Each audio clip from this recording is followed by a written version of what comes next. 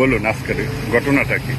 আজকে আমাদের এখানকার উপস্থিতির বিষয়টা হলো যে জোবাইপন্থী যারা ছিল আমাদের কাকরাইলের মার্কাসটার বিষয় নিয়ে ওনারা একচেটিয়াভাবে ব্যবহার করার ইচ্ছা পোষণ করছেন, কিন্তু আসলে সরকার পক্ষ ইতিপূর্বে থেকে যেভাবে আমাদের দিয়ে আছে 14 দিন এবং 28 দিন, কিন্তু আমাদের আজকে থেকে পাওয়ার কথা ছিল সেটা কোনোভাবে তারা ছাড়তে রাজি ছিল না। তারা এককভাবে ব্যবহার করতে চাচ্ছিল। এটা নিয়ে আমরা আমাদের দ্বিমত পোষণ করছি যে না, যেভাবে সরকার পক্ষ থেকে রাষ্ট্রপক্ষ থেকে আমাদেরকে যেভাবে বুঝে দেওয়া আছে আমরা সেভাবে মানতে রাজি।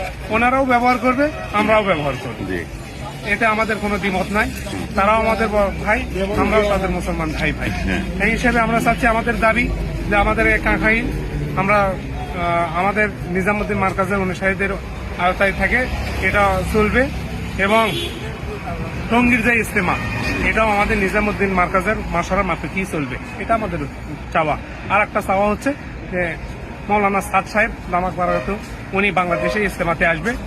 যেহেতু উনি সারা বিশ্বের সব জায়গাতে যাচ্ছে, ইজতেমাগুলো করতেছে, তো আমাদের বাংলাদেশে আসতে ওনার সমস্যা কি? আর একটা জিনিস আমি সেটা বলতে চাই, সেটা হচ্ছে বৈষম্য। যে আমাদেরকে গত 2018 সাল থেকে আমাদেরকে একটা বৈষম্য পাল্লায় রাখা হয়েছে। তারা টঙ্গী ইজতেমাতে সবসময় প্রথম পর্বে করে আসতেছে, আমাদেরকে দেওয়া হয় না। আমরা দ্বিতীয় পর্ব করেন, আমরা সবসময় আমাদেরকে দ্বিতীয় পর্বে রাখে। আমাদের চাওয়া বর্তমান বৈষম্য বিরোধী এই সরকার প্রধান উপদেষ্টার কাছে যে আমরা চাচ্ছি যে আমাদের এই বৈষম্য থেকে আমাদেরকে একটু মুক্তি দেয়। আমরা চাই প্রথম পর্বে ইজতেমা করতে, এটাই আমাদের চাওয়া। আজকে কোনো সংঘর্ষ হয়নি বা কোনো দখলের ঘটনা হয়নি না, কোনো তাদের পক্ষ থেকেও যে হামলা বা কোনো বাধা বিঘ্ন এখন ছিল না।